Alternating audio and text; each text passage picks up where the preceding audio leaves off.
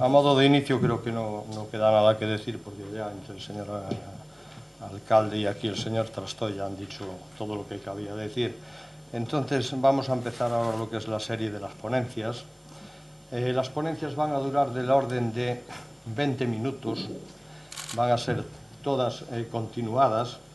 Yo lo que sí os diría que si acaso tenéis alguna pregunta, no interrumpáis. Cuando hayan acabado de hablar los 4 ponentes, pues os lo anotáis en un papelito, podéis hacer las preguntas que consideréis necesarias.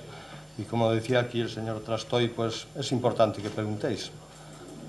Guste la respuesta, no guste. La ignorancia no viene de no preguntar o de preguntar algo inadecuado, viene de no preguntar exactamente. Entonces, vamos a empezar. Vosotros ya tenéis aquí el orden de actuación en los tríticos que nos han pasado. Yo lo que leeré de cada uno es un currículum vitae muy resumido. La verdad es que la gente que nos acompaña es gente altamente cualificada. Me han mandado los currículums y me las he visto negras para resumirlos, porque es tremendo los currículos que tienen todos. Lo haré de una forma resumida y empezaremos pues por Víctor Jiménez Fernández, situado aquí a mi derecha. Os leo así un currículum un poquito resumido. Como datos académicos es licenciado en Náutica y Transporte Marítimo por la Universidad de Cádiz, en la cual y en la actualidad está cursando el 5º curso de licenciatura en Derecho. Es un hombre joven, 37 años, podría ser mi hijo. Pertenece a esa nueva generación de gente muy preparada, con muchas ganas de trabajar. No pueden tener una experiencia como tengo yo con 67 años, porque no tiene 67 años, claro. Pero bueno, es interesante tener gente así y son las que nos van a continuar a nosotros. Ha navegado en buques mercantes nacionales, principalmente en transbordadores, ferries y naves de alta velocidad. Ha actuado como profesor y ponente en numerosos cursos y ponencias, y os lo estoy resumiendo, en temas de planes de operación, protección y seguridad de buques e instalaciones portuarias. Ha asistido a jornadas hispano-marroquíes sobre seguridad de la navegación en el Estrecho de Gibraltar. Ha actuado sobre jornadas en incendios en temas de cargas en buques y ha participado como miembro en tribunales de exámenes para habilitación de prácticos, y asimismo ha participado como miembro en diversos equipos de trabajo en diversas organizaciones y en áreas relativas a la comunicación marítima y a la seguridad marítima. En la actualidad desempeña sus funciones, dentro de lo joven que es, pero desempeña sus funciones en la Dirección General de la Marina Mercante y tiene el cargo de subdirector general de Seguridad, Contaminación e Inspección Marítima. Es decir, es mi jefe máximo. Y es un cargo que tiene unas competencias que yo diría que son tremendas, conspicuas, porque resumiéndolas, a ver, tiene que hacerse cargo de la seguridad de la navegación y de la vida humana en el mar, del salvamento marítimo y la prevención de la contaminación, que de eso sabemos algo todos, el registro, el abanderamiento y el despacho de buques civiles, la inspección y el reconocimiento de buques, incluidos incluso los extranjeros, según un memorándum que tenemos a nivel europeo, el memorándum de París, Memorandum of Understanding, y las titulaciones de los profesionales de la mar. Bueno, os va a hablar, tiene 20 minutos nada más. Creo que es muy poco tiempo en general para que puedan exponer todo lo que llevan dentro, pero yo les pido que sean lo más escuetos posibles. El tema que va a hablar aquí el amigo Víctor es tripulaciones mínimas y máquinas desatendidas. Adelante, Víctor. Muchas gracias, querido capitán marítimo. Veo caras de un poco de sorpresa. Afortunadamente, para realizar todas esas funciones no estoy solo. Parece que lo digo yo todo, pero... Perdón. Como decía, veía ciertas caras de sorpresa. No son unas funciones que asuma directamente yo, ni mucho menos. Hay un equipo de profesionales, tanto en la Dirección General como en todas las capitanías marítimas, que contribuyen con su labor diaria a que ese gran listado de cometidos pues salgan adelante de forma eficiente día a día. Me gustaría empezar dando las gracias al alcalde de Burela y presidente de la Fundación Expomar por la invitación que habéis cursado a la Dirección General. Excusar al propio director general, a don Rafael Rodríguez Valero, porque le hubiera gustado estar en este foro.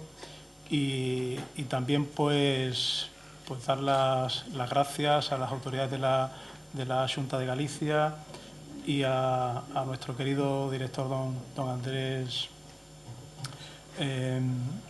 Hermida por compartir, ¿no?, junto con el resto de ponentes y tener la oportunidad de estar en un momento cercano al sector, que yo creo que todo este tipo de iniciativas son muy acertadas. Es necesario que todos los sectores productivos de nuestra sociedad se acerquen a la Administración y la Administración se acerque a ello. Es fundamental promover todo este tipo de foros, de encuentros, porque acercando posturas, buscando una mayor proximidad, una comunicación más cercana, se entienden cada postura de cada una de las partes. Se me ha pedido para el día de hoy tratar un tema relativo a las tripulaciones mínimas de seguridad en los buques y embarcaciones de pesca abanderados en España.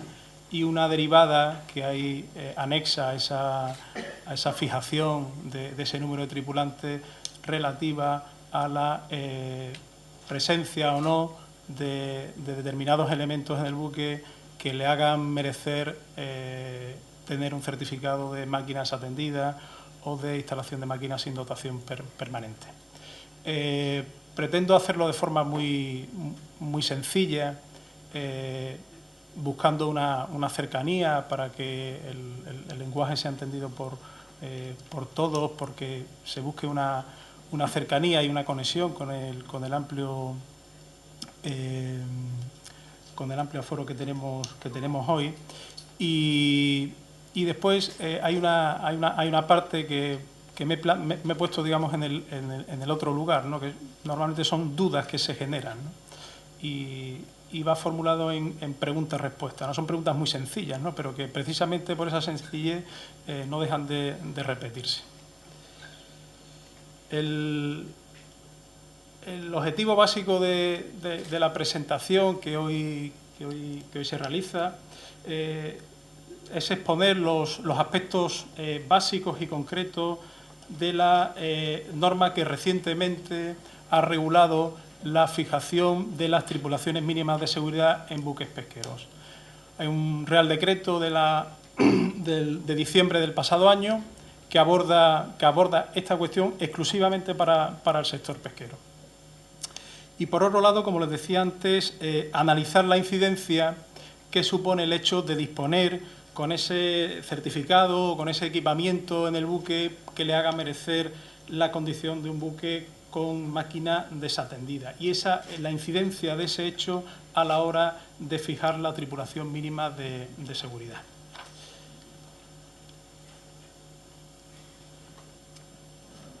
¿Qué factores han motivado la adopción de esta norma, de este Real Decreto?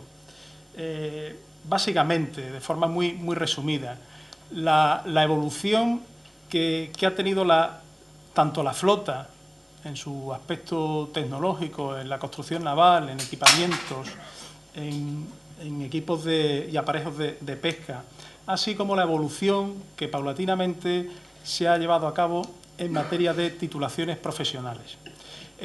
Pensar que la norma que hasta diciembre del año pasado regulaba de forma genérica y en el ámbito de toda la flota mercante databa del año 64. Evidentemente era una necesidad notoria el actualizar esos requisitos a día de hoy.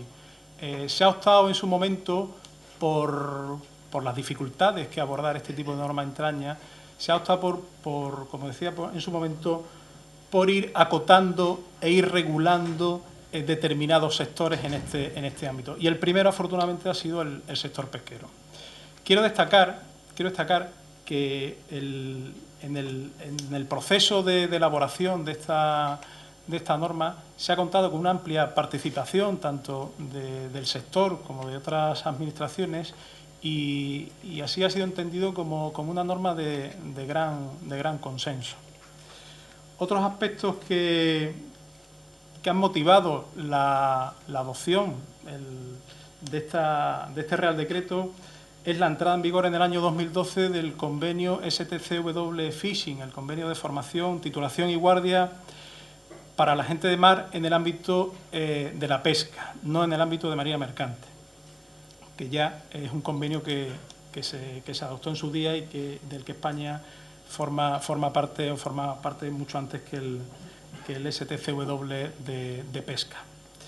En general, como decía, existía una necesidad de adecuar la realidad del sector a las exigencias tanto tecnológicas como formativas actuales. ¿Qué objetivo se pretende alcanzar con la adopción de este instrumento legal? Pues básicamente establecer los criterios y el procedimiento que debemos seguir a la hora de asignar la tripulación mínima de seguridad a los buques y embarcaciones de pesca abanderados en España. Ese es el objetivo básico y concreto que persigue la norma. De forma muy resumida, ¿qué factores determinan la fijación del número de tripulantes en un buque pesquero?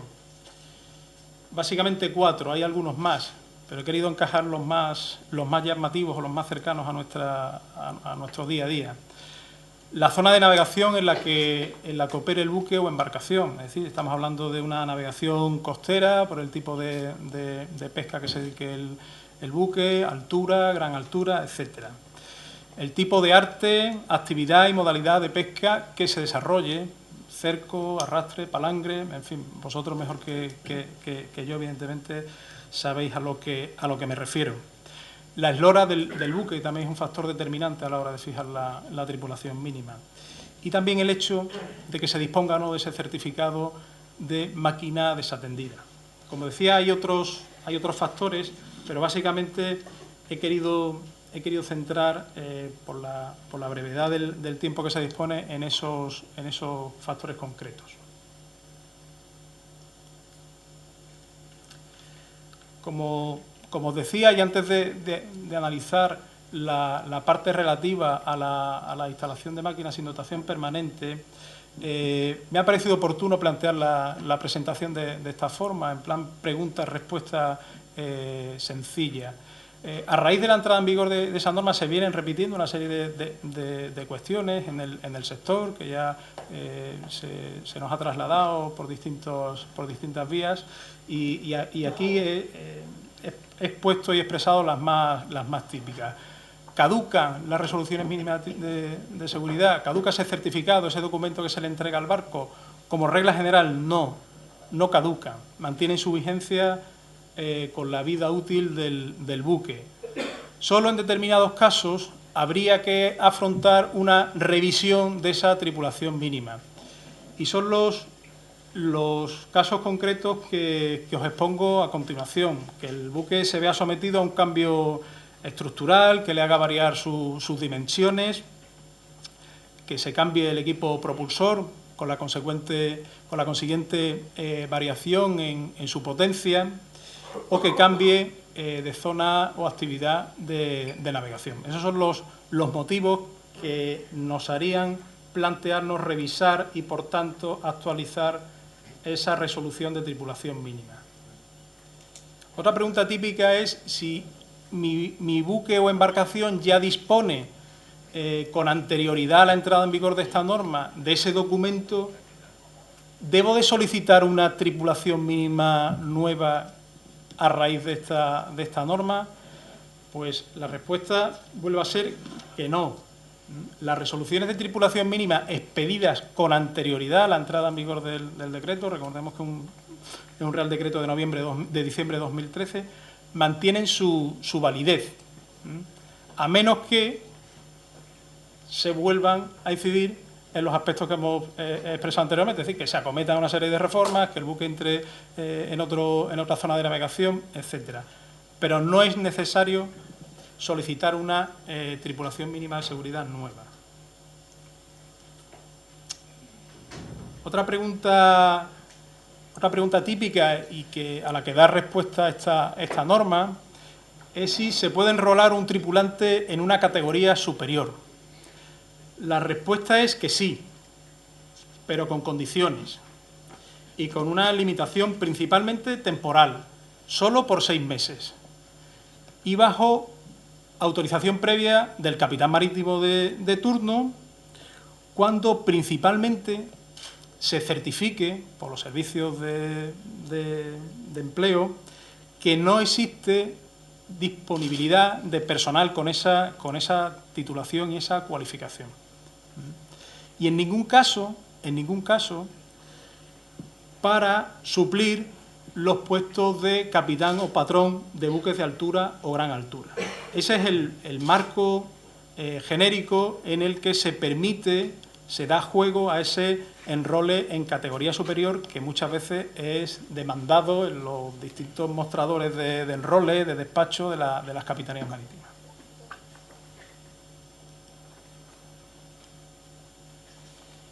Otra pregunta a la que da respuesta el decreto y que suscita también cierta polémica, por llamarlo de alguna manera, es si se pueden fijar tripulaciones mínimas con un solo tripulante. Posiblemente el tipo de pesca de la zona donde nos encontramos, principalmente el Bulera, no se dé a lo mejor este caso, ¿no? por las características de la flota, pero sí es un hecho que en otras zonas se produce. Pues sí se pueden fijar resoluciones de tripulación mínima con un solo tripulante, pero también con unas condiciones muy restrictivas y en un ámbito muy concreto. Estamos hablando de embarcaciones menores de 12 metros, en aguas abrigadas y bajo ciertas condiciones. Básicamente, y nuevamente, mediación de la Capitanía Marítima, autorización expresa del capitán marítimo, en la que se recojan una serie de criterios y condiciones. No cito todos, cito los más llamativos. Que esa embarcación faene en grupo o a la vista de otras embarcaciones que hagan esa actividad. Y posiblemente el aspecto más importante es que ese tripulante vaya equipado con un chaleco salvavidas homologado, se disponga de VHF para estar en contacto con los servicios de coordinación de salvamento marítimo y vaya dotada la embarcación de una radiobaliza. Eso es el marco en el que se permitiría dotar a una embarcación menor de 12 metros con un solo tripulante como número mínimo de su tripulación. Sí. Voy terminando, José Ángel, porque además, como normalmente el que empieza primero suele ir acumulando retrasos, al que le toque el último se encuentra siempre con que su parte es la más es la más perjudicada. Entonces, es que a mí me han dicho cuidar con los tiempos. Claro, ¿no? y haces bien. Yo termino con esta última diapositiva. El aspecto que también era motivo de interés para estas jornadas era el relativo a la presencia o no de esas condiciones que hacen que el buque pueda obtener esa certificación de máquinas sin dotación permanente. Pero al margen de los requisitos técnicos, que creo que tampoco era cuestión de entrar a valorar de qué condiciones, qué requisitos técnicos tiene que tener el buque para que sea merecedor en el certificado de conformidad de señalársele como buque con instalación de máquinas sin dotación permanente, la conexión que tiene esto con las tripulaciones mínimas es la incidencia, es qué aporta esos equipos que hay a bordo. En primer lugar, permite al armador reducir el número de tripulantes del departamento de máquinas en el cuadro indicador de tripulación mínima. El hecho de que se cuenten con esos automatismos, ese control de alarmas, esa señalización en el puente de gobierno, permite como os acabo de decir, reducir en la parte de máquinas el número de tripulantes. También otro aspecto importantísimo y íntimamente relacionado con la tripulación mínima es que posibilita el simultaneo de funciones de aquellos tripulantes que estén previamente formados y titulados con títulos que le permitan el simultáneo de funciones, ¿no? El caso típico es el patrón costero polivalente, ¿no? Pues si en ese buque o en esa embarcación se cuentan con esos automatismos, ese patrón costero polivalente podrá simultanear las funciones de patrón y de mecánico. Ahora bien, todo no es gratis en esta vida. El hecho de disponer de ese equipamiento, sobre todo en buques existentes, implica dotar al buque de una cierta tecnología que evidentemente supone un esfuerzo inversor que en algunos casos dificulta que el buque finalmente consiga esa certificación. Por ejemplo, suele ser complejo el abordar la extinción de incendios o los medios de extinción de incendios en espacios de máquinas en buques de madera. Buscar la solución de la estanqueidad con el agente extintor suele ser complejo. En los buques existentes con una determinada edad, pues valorar la viabilidad de esa inversión con la vida útil que le pueda quedar al barco, etcétera. Son aspectos que evidentemente debe valorar el armador en función de ese otro coste que pueda suponer el aumento o no en el número de tripulantes o en el número de engrasadores, mecánicos, etcétera. Yo, por mi parte, no tengo nada más que aportar. He intentado ser breve, espero que conciso y abierto, como no podía ser de otra manera, al turno de preguntas cuando corresponda. Muchas gracias a todos.